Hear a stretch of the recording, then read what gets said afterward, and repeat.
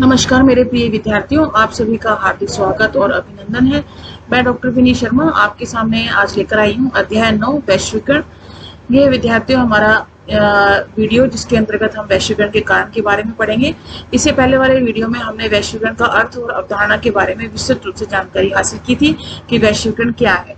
अब हम बात करेंगे वैश्वीकरण के कारण क्या है, किन कारणों से वैश्वीकरण हुआ या किन कारणों से वैश्वीकरण की अवधारणा प्रस्फुटित हुई।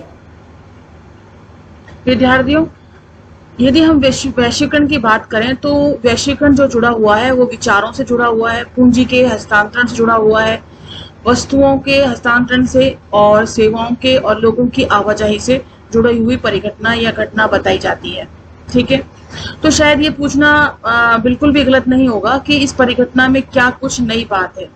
ठीक है, विचार है, पूंजी है, वस्तु है, लोगों की आवाजाही है, ये सभी परिघटनाएं जो है वैश्वीकरण के अंतर्गत आती हैं और यह सभी परिघटनाएं जो हैं प्राचीन काल से भी चली आ रही हैं। लेकिन इसमें ऐसी क्या खास बात है जो वैश्वीकरण को बताती है, ग्लोबलाइजेशन को, भूमंडलीकरण को, वैश्वीकरण जिनको विभिन्न नामों से हम जानते हैं कि बताती है कि किस प्रकार से ये वैश्वीकरण के अंतर्गत आता है, अवधारणा के अंतर्गत आता है।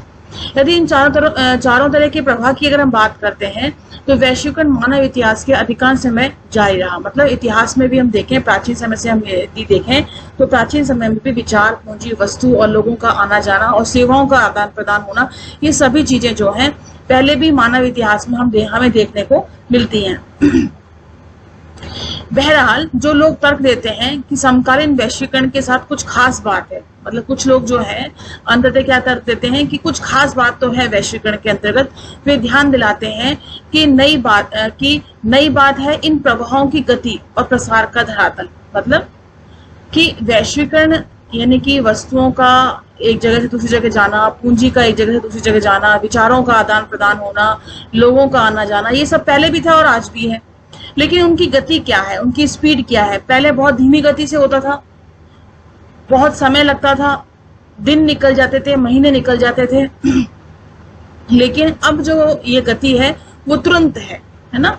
विद इन सेकेंड्स में जो है हम विचारों का प्रवाह कर सकते हैं, पूंजी का प्रवाह कर सकते हैं, वस्तुओं का, सेवाओं का, लोगों के आने जाने का विद इन सेकेंड्स में हम ये सारी चीजें जो है हम कर सकते हैं। इन सब का कारण क्या है विद्यार्थियों? टेक्नोलॉजी।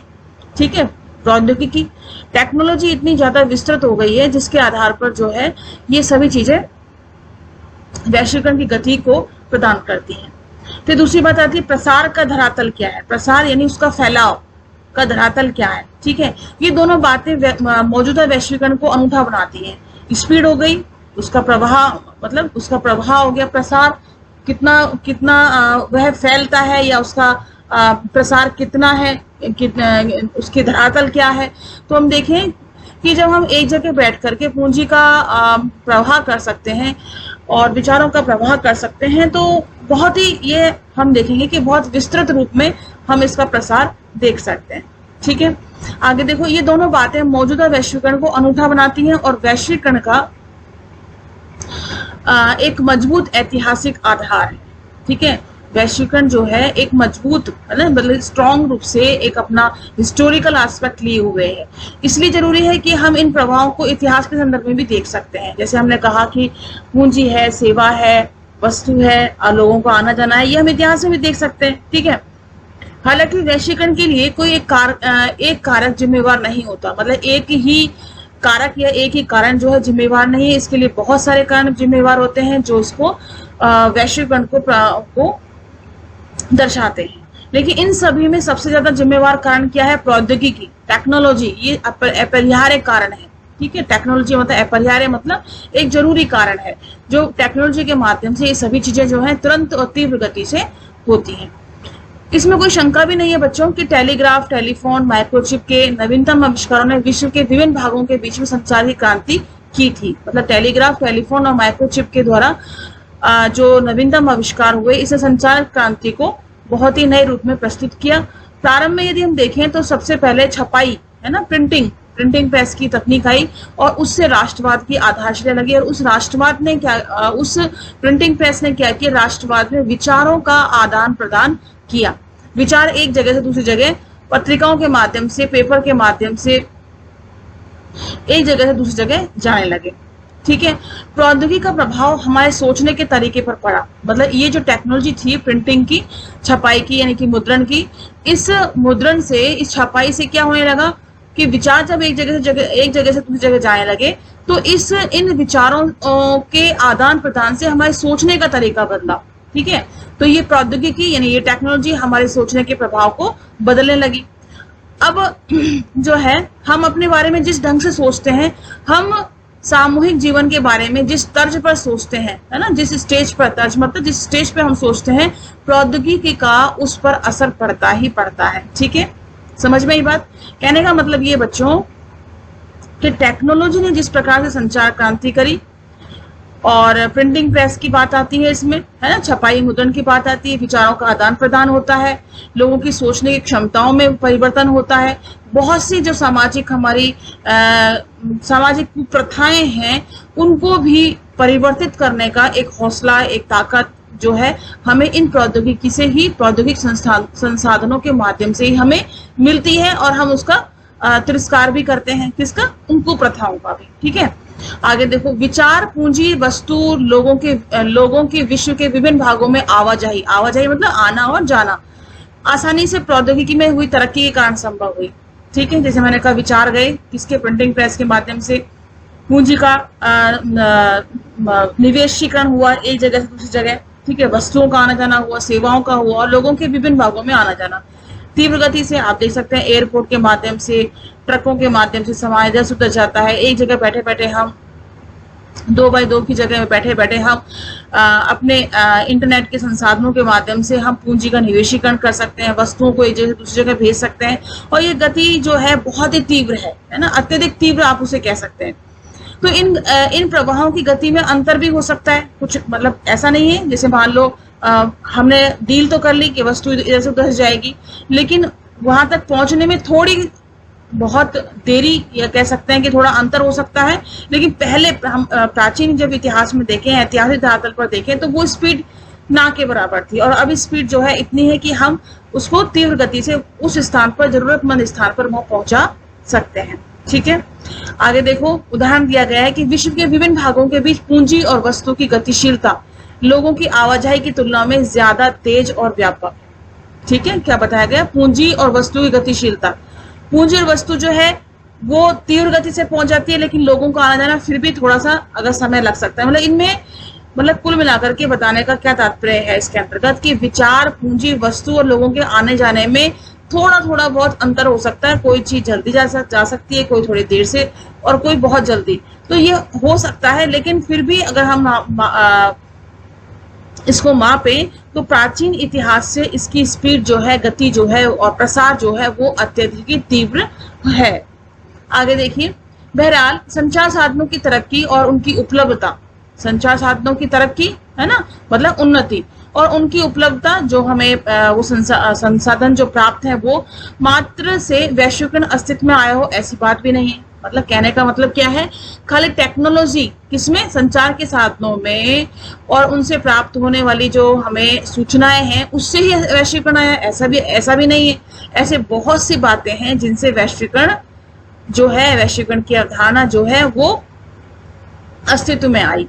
यह जरूरी बात यह है बच्चों कि विश्व के विभिन्न भागों के लोग अब समझ रहे हैं कि आपस में हम जुड़े हैं। मतलब विश्व में इतने सारे देश हैं, इतने सारे देशों में जो जनता है, लोग हैं, वो सब क्या सोच रहे हैं, क्या सोचते हैं कि अब हम एक दूसरे के साथ जुड़े हुए हैं। किसके माध्यम से? आप देख सकते हैं, लैपटॉप है, कंप्यूटर है, मोबाइल है, टेलीफोन है, इन सभी के माध्यम से हम एक दूसरे के साथ बहुत ही नजदीकी से जुड़े हुए हैं। हम तुरंत एक दूसरे की खबर ले सकते हैं, समाचार ले सकते हैं, और कोविड-19 के दौर में तो आप देख ही सकते हैं, हर कुछ जो है ई लर्निंग से ही सब कुछ हो रहा है। इंटरनेट के माध्यम से ही सभी चीजें जो है उपलब्ध कराई जा रही हैं, और हम एक दूसरे के बारे में सूचनाएं एकत्रित कर पा रहे हैं। ठीक है, आगे देखो, आज हम इस बात को लेकर सजग हैं, मतलब अवेयर हैं इस बात को लेकर के कि विश्व के एक हिस्से में घटने वाली घटना का प्रभाव विश्व के दूसरे हिस्से पर भी पड़ेगा। समझ रहे बात? कि जैसे मान लो अगर हम कोविड-19 को लें, तो कोविड-19 का असर सबसे पहले कहाँ था? चीन के वुहान शहर में था। अब अगर वैश्वीकरण नहीं होता, ग्लोबलाइजेशन नहीं होता, तो वो वहीं की वहीं ही खत्म भी हो जाता। लेकिन जब हमारा आना और जाना, लोगों का आना और जाना, जो आवाजाही जो होती है, वो इतनी तीव्र गति से होती है कि उस समस्या का पता लगे बगैर और उससे इन्फेक्टेड हुए व्यक्ति एक जगह से दूसरी जगह तुरंत आ भी सकते हैं, जा भी सकते हैं, पता ही नहीं हमें। ठीक है, उनको पता ही नहीं, जानकारी नहीं है, और वो दूसरी जगह, दूसरे देश में, दूसरे शहर में जाके उस बीमारी को फैला भी सकते हैं। ऐसे ही हम उदाहरण दे सकते हैं बर्ड फ्लू का, सुनामी का, है ना, जिससे कि किस प्रकार से ये हमारे लिए एक दुखदाई भी हुई। हम स्वाइन फ्लू देख सकते हैं, डेंगू देख सकते हैं, ऐसी बहुत सी महामारियां हम देख सकते हैं जिनका कारण क्या रहा, वैश्वीकरण। वैश्वीकरण के कारण सभी पूरा विश्व जो है चपेट में आया और आ भी रहा है। आप देख सकते हैं ये घटनाएं जो है राष्ट्रीय सीमाओं का जोर नहीं मानती। कहने का मतलब ये जो घटनाएं घटती हैं एक जगह, एक स्थान, एक क्षेत्र विशेष में, ये जो घटनाएं घटती हैं, चाहे वायरल हो, चाहे वायरस हो, चाहे और भी कोई बीमारी हो, वो एक जगह सीमित नहीं रह सकती है ना। उस पर जो राष्ट्रीय सीमा है, बाउंड्रीज है, उसका कोई रोक नहीं लगता है कि भाई ये बीमारी उस जगह नहीं जा सकती, आराम जा सकती है, क्योंकि लोगों की आवाजाही जो है तीव्र गति से है। ठीक इसी तरह बच्चों, जब बड़ी आर्थिक घटनाएं होती हैं तो उनका प्रभाव भी उनके मौजूदा स्थान अथवा क्षेत्रीय परिवेश तक ही सीमित नहीं रहता, बल्कि पूरे विश्व पर पड़ता है। ठीक है, क्या बताया गया है, अगर एक क्षेत्र विशेष पर या एक स्थान विशेष में आर्थिक मंदी आती है या कोई आर्थिक घटना घटती है, तो उस घटना का प्रभाव उस क्षेत्र के आसपास या उस क्षेत्र पर ही नहीं पड़ेगा, पूरे विश्व पर उसका प्रभाव देखने को हमें मिलता है। अब पूछोगे कैसे मिलता है मैडम? इसलिए ऐसे मिलता है बच्चों कि जिस वस्तु का उत्पादन हो रहा है, उस वस्तु के उत्पादन में किसी प्रकार का घाटा हुआ या कोई बिल्डिंग डिस्ट्रॉय हो गई, किसी प्रकार से कोई घटना प्रतिघटना ऐसी हो गई या घाटे में जा रहा है, और उस वस्तु विशेष का और अन्य देशों में एक्सपोर्ट हो रहा है, तो वो वस्तु वहां तक नहीं पहुंच पाएगी किन्हीं कारणवश। तो कहने का तात्पर्य यह है कि उससे प्रभावित कौन होंगे? अन्य लोग भी उससे प्रभावित होंगे। ऐसे ही हम कोई वस्तु जो है इंपोर्ट करते हैं, ठीक है, और उस वस्तु की इंपोर्ट की उस जगह पे वहां पे कोई आर्थिक घटना परिघटना हुई है, तो उसका प्रभाव हमारे देश पर भी पड़ेगा। तो कहने का क्यों पड़ेगा? कारण क्या है कि हम लोग जो है एक दूसरे के साथ इतने नजदीक हो गए हैं, इतने अत्यधिक जुड़ गए हैं कि हर घटना परिघटना, हर स्थिति परिस्थिति का जो प्रभाव है वो हमारे ऊपर भी पड़ेगा। ठीक है, अच्छी घटनाएं होती हैं, अच्छी बात होती है, उसका भी पड़ेगा, और नकारात्मक घटनाएं होती हैं, उसका प्रभाव भी हमारे ऊपर पड़ेगा ही पड़ेगा। तो वैश्वीकरण का एक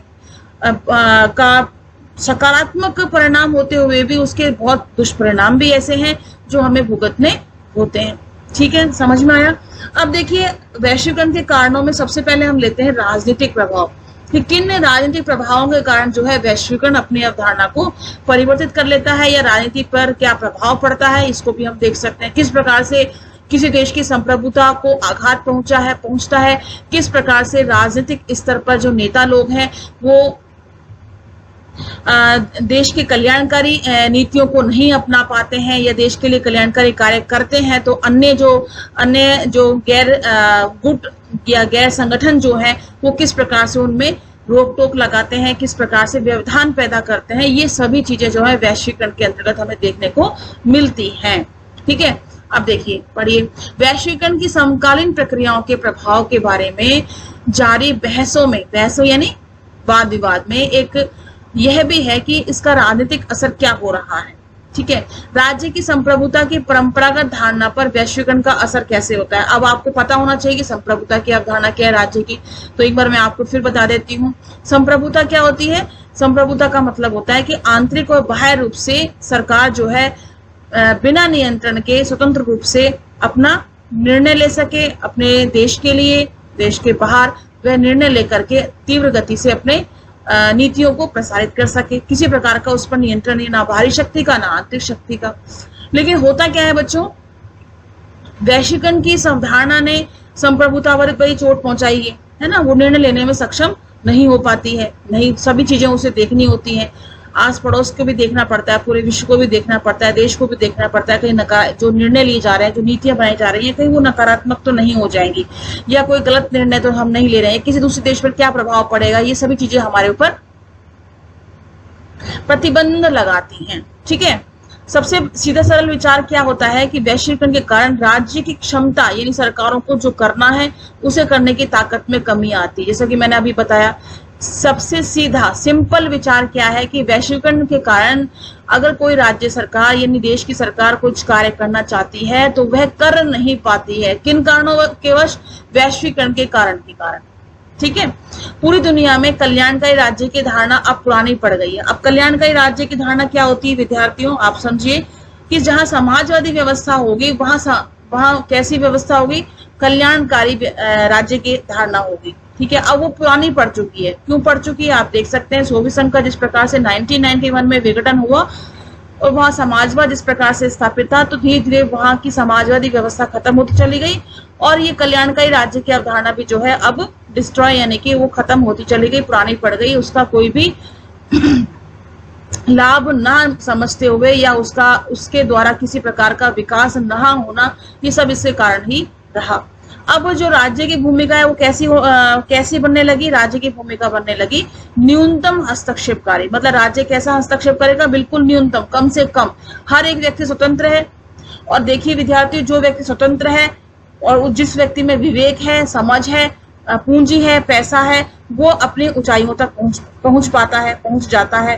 ठीक है, तो ये उदारीकरण की जो अवधारणा है वो क्या करती है, उसका क्या सिद्धांत है कि कम से कम हस्तक्षेप करेगी और व्यक्तियों को मुक्त रखेगी, किसी भी प्रकार की रोक टोक के नियमावली के वो मुक्त रखेगी, जिससे कि देश क्या है, विकास कर सके। जब व्यक्ति स्वतंत्र होता है तो वो हर तरफ से अपने आप को आगे बढ़ाने का प्रयास करता है। जहां रोक टोक लगती है वहां पे वह विकास नहीं कर पाता है। ठीक है, अब आगे देखो, राज्य अब कुछ एक मुख्य कामों तक ही अपने को सीमित रखता है, कुछ कार्य हैं उन तक ही सीमित रखता है। वो कौन से कार्य हैं? कानून व्यवस्था को बनाए रखना, अपने नागरिकों की सुरक्षा करना। 3 कार्य बताए गए हैं, कानून बनाना, नीतियां बनाना, अनुशासन बनाए रखना और व्यवस्था बनाए रखना और अपने नागरिकों की सुरक्षा करना। सिर्फ इतने तक ही उदारवादी राज्यों ने अपने आप को इतना ही सीमित कर रखा है और भारत भी एक तरीके से अधिकांशतः उदारवादी राज्यों की श्रेणी में ही आ रहा है। ठीक है, इस तरह के राज्य ने अपने को पहले के कई ऐसे लोक कल्याणकारी कामों से खींच लिया। मतलब राज्य ने क्या किया कि अपने ऐसे जो लोक कल्याणकारी कार्य वे कौन से होते हैं, जिसमें निर्धन वर्ग, निम्न तबका जो है वहां तक जिनको सुविधाएं नहीं मिल पाती हैं वहां तक उन सुविधाओं को पहुंचाना, ये कल्याणकारी कार्य की का लक्ष्य होता है, उसकी योजना होती है। अब लोक कल्याणकारी राज्य की जगह अब बाजार आर्थिक और सामाजिक प्राथमिकताओं का प्रमुख आधार बन गया है।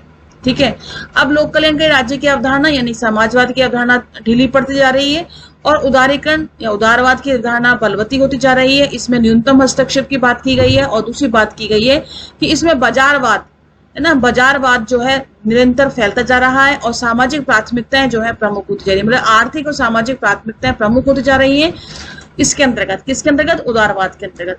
तो पूरे विश्व में क्या स्थिति हो गई? बहुराष्ट्रीय निगम जो है पहुंच गए पूरे विश्व में, हर देश में, मतलब पैर पसार चुके हैं, अपना व्यापक स्तर पर जाल फैला चुके हैं और उनकी भूमिका, उनका रोल जो है वैश्वीकरण ने और व्यापक बना दिया है।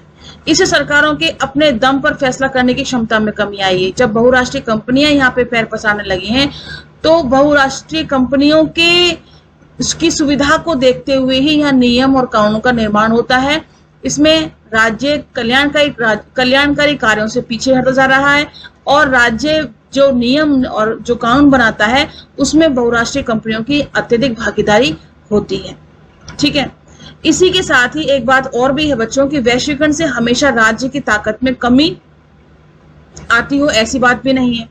मतलब ये इसमें जैसे हमने पढ़ा अभी तक कि वैश्वीकरण से क्या हो रहा है कि राज्य की ताकत में कमी आ रही है, लेकिन ऐसा भी नहीं है राज्य की ताकत में कमी नहीं आती। इससे और कुछ ऐसी चुनौतियां भी हैं, ऐसे कुछ प्रॉफिट भी हैं, लाभ भी हैं, कुछ ऐसी व्यवस्थाएं भी होती हैं जिसके कारण जो है हम आगे की ओर विकसित समाज की ओर बढ़ने का प्रयास भी कर सकते हैं। कैसे? राजनीतिक समुदाय के आधार के रूप में राज्य की प्रधानता को कोई चुनौती नहीं मिलती। ठीक है, मतलब पॉलिटिकल जो कम्युनिटी है के आधार के रूप में हम देखें तो राज्य की प्रधानता जो है उसको चुनौती नहीं मिलती, मतलब उसकी संप्रभुता को कोई आघात नहीं पहुंचेगा। राज्य इस अर्थ में अपने आप में प्रमुख है, आज भी प्रमुख बना हुआ है कि राज्य की जो संप्रभुता है, राज्य की जो शक्ति है, उस पर किसी प्रकार का कोई आघात नहीं होता। विश्व की राजनीति में अब भी विभिन्न देशों के बीच मौजूदा पुरानी ईर्ष्या और प्रतिद्वंदिता की दखल है। मतलब विश्व में यदि हम देखें तो बहुत सारे देश हैं और उन सभी देशों में आज भी क्या है, कंपटीशन है, प्रतिद्वंदिता है, ईर्ष्या है, और उसके बाद इन सभी के आधार पर जो है क्या स्थिति बनती है, विकास की। क्योंकि कंपटीशन होगा तो हर एक जो राज्य है एक उत्तम से उत्तम साधन जो है बनाने का, या उत्तम से उत्तम जो उत्पादन है वो करने का प्रयास करता है। ठीक है, राज्य कानून और व्यवस्था, राष्ट्रीय सुरक्षा जैसे अपने अनिवार्य कार्यों को पूरा कर रहे हैं और बहुत सोच समझकर अपने कदम उन्हीं दायरों से खींच रहे हैं और खींच रहे हैं जहां उनकी मर्जी हो। कहने का मतलब क्या है, राज्य कानून और व्यवस्था, राष्ट्रीय सुरक्षा जैसे अपने अनिवार्य कार्यों को तो पूरा कर ही रहा है। ठीक है, ये काम तो वो कर ही रहा है, लेकिन बहुत सोच समझकर अपने कदम उन्हीं दायरों में से खींच रहे हैं। मतलब उन जो दायरे, मतलब जो सीमाएं हैं, जो उसकी बाउंड्रीज हैं, उनसे भी खींच रहे हैं और उनकी मर्जी से वो कार्य कर रहे हैं। ठीक है, राज्य अभी भी महत्वपूर्ण बना हुआ है। मतलब राज्य ऐसा नहीं है कि सिर्फ खाली कानून और व्यवस्था बनाएगा, सुरक्षा करेगा, वो कल्याणकारी कार्यों में भी अपनी भूमिका को अदा कर रहा है। लोगों के कल्याण के लिए, समाज के कल्याण के लिए, दीनहीन लोगों के लिए भी वो कार्य कर रहा है। ठीक है, मतलब अपने दायरे को और उसने बढ़ा लिया है। कहने का तात्पर्य क्या हुआ कि वह उदारवाद के साथ साथ समाजवादी भूमिका भी निभाने में सक्षम है और उसको निभा भी रहा है। और वैश्वीकरण जो है किसी भी प्रकार से राज्य को, किसी प्रकार से उसकी शक्ति को, उसकी पावर को, उसकी संप्रभुता को क्षति नहीं पहुंचा रहा है, उसकी संप्रभुता बरकरार है। ठीक है, आगे देखो, वस्तुतः कुछ मायनों में वैश्वीकरण के कारण फलस्वरूप राज्य की ताकत में इजाफा हुआ है ना, इजाफा यानी फायदा हुआ। कुछ मायनों में वैश्वीकरण के फलस्वरूप राज्य की ताकत में इजाफा हुआ, फायदा हुआ। अब राज्यों के हाथ में अत्याधुनिक प्रौद्योगिकी है ना, अत्याधुनिक मतलब बहुत ज्यादा एडवांस टेक्नोलॉजी मौजूद है, जिसके बूते राज्य अपने नागरिकों के बारे में सूचना जुटा सकता है। मतलब इतनी ज्यादा जो पावरफुल उनके पास जो टेक्नोलॉजी है, उसके माध्यम से वो एक राज्य, दूसरा राज्य, तीसरा राज्य यानी अनेक राज्यों के बारे में सूचना एकत्रित कर सकता है। आर्थिक क्षेत्र की सूचना एकत्रित कर सकता है, राजनीतिक क्षेत्र की, सुरक्षा के क्षेत्र की यानी सैन्य क्षेत्र की, हर क्षेत्र में वह सूचनाएं एकत्रित कर सकता है। इन सूचना के दम पर राज्य ज्यादा कारगर ढंग से काम कर सकता है, मतलब ज्यादा अच्छी प्रकार से, अच्छे तरीके से अपना कार्य संपन्न कर सकता है और अपने आप को मजबूत बना सकता है।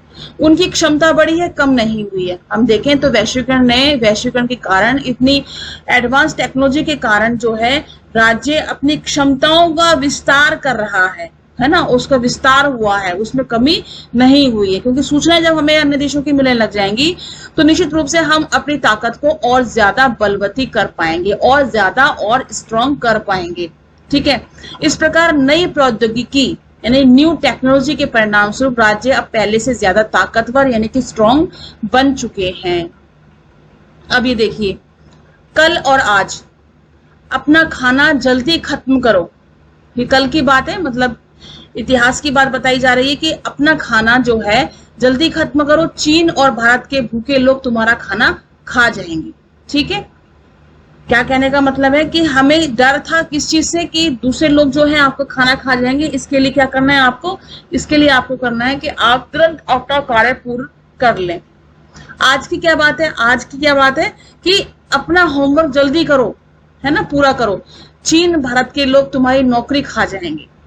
समझ रहे बात, जब तक हम तुरंत गति से अपने आप लक्ष्य तक नहीं पहुंचते हैं, नहीं करते हैं, तो इतनी ज्यादा बेरोजगारी, इतना ज्यादा जो है वैश्वीकरण का प्रभाव इतना ज्यादा नकारात्मक है कि एक देश से दूसरी जगह हमारी जब आवाजाही है तो दूसरे लोग भी जो है हमारी नौकरी को हत्या सकते हैं। क्योंकि कहीं पर भी हम जा सकते हैं, रह सकते हैं, वीजा प्राप्त कर सकते हैं, और ये सभी चीजें हमारे आने जाने की जब चीजें व्यवस्थाएं हो जाएंगी तो हम नौकरी भी कर सकते हैं, सभी चीजें। तो कहने का तात्पर्य है कि वो रोजगार भी हमसे छिन सकता है। ठीक है, तो इसमें ये बताया गया है कि किस प्रकार से वैश्वीकरण ने अपने पैर पसारने शुरू कर दिए। नवीन टेक्नोलॉजी, हम पीछे की ओर तो मुड़ के नहीं देख सकते, हम आगे से आगे नवीन टेक्नोलॉजी, नई चीजों का प्रसार करेंगे।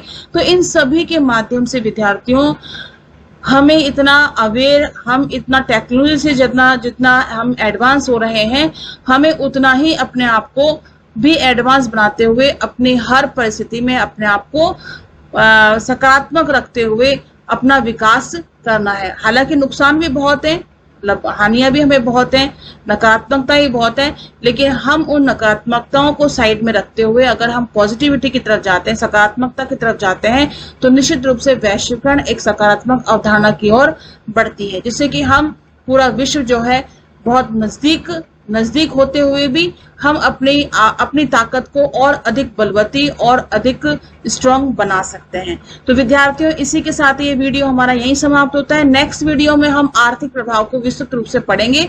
तब तक के लिए हम आपसे विदा लेते हैं। नमस्कार एंड धन्यवाद।